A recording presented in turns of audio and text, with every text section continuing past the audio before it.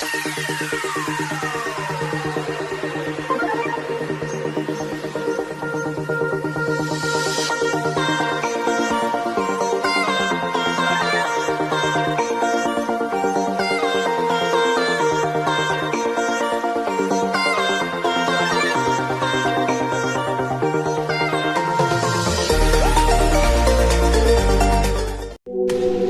everyone! I'm Teacher Margie. Ikaw ba ay isang advisor? Nahihirapan ka ba na i-compute ang percentage of daily attendance for the month? Sa video na ito, tuturuan ko kayo kung paano i-compute ang percentage of attendance for the month in SF2. Sa last na video na ipinakita ko kung paano i-compute ang daily average attendance for the month. Ngayon naman, ipapakita ko naman kung paano i-compute ang percentage of attendance for the month.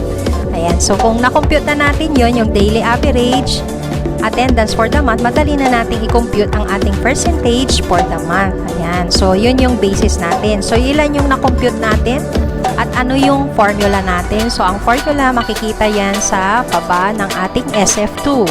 So average daily attendance divided by registered learners as of end of the month. So, for example, meron tayong 9 na daily average attendance for the month divided by ilan ang learners mo.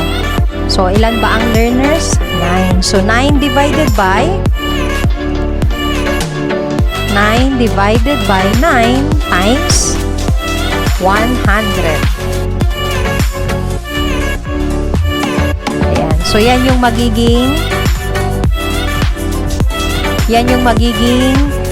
percentage of attendance for the month. So, 9 divided by 9 equals 1 times 100 is 100. Ayan. So, percentage is 100% ang ilalagay ninyo dito sa bandang baba. So, ilalaki natin para makita ninyo. Ayan. So, tanggalin ko to ay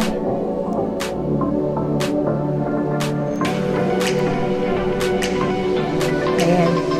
So, nilagay ko dito yung 9, then dito is 14. Yung average daily attendance.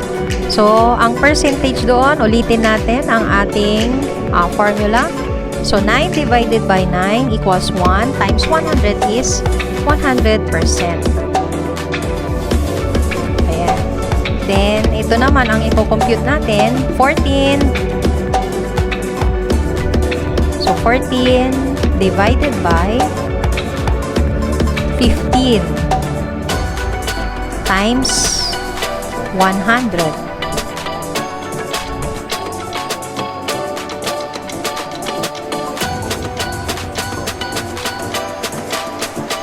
Equals 93.33. So, hindi natin pwedeng ilagay na 93.33. So, ang ilagay na natin is round root off. So, 93%.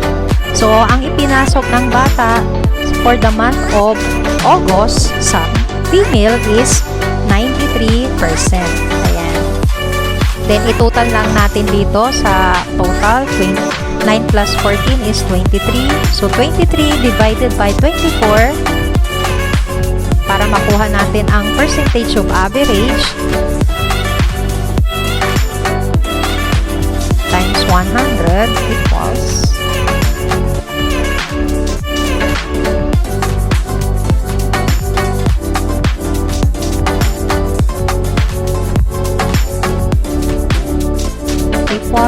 95.83. 95.83. So, pag i-round off natin yan is magiging 96%. So, ibig sabihin for the month of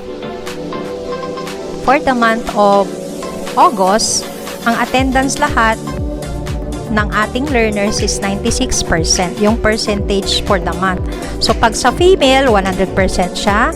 Sa male, 100%. Sa female, 93% lang siya. Then, kukunin natin yung ating total percentage is 96%. So, yan. Ganyan lang kasimple ang ating pag-compute ng ang percentage of attendance for the month of August. Ayan. Ayan. So, ganyan ko siya kinompute. Ayan. So, madali lang siyang i-compute. Basta tandaan nyo lang kung paano natin kinocompute yan. Alam natin ang formula para madali nating magawa ang ating computation at maisubmit ng tama ang ating school form 2 sa ating coordinator na ICT or at ating school head paghimingi ang ating SF2. Ayan. So, sana nakatulong itong video na ito para mas mapadali at magawan ng computation ang percentage of attendance for the month.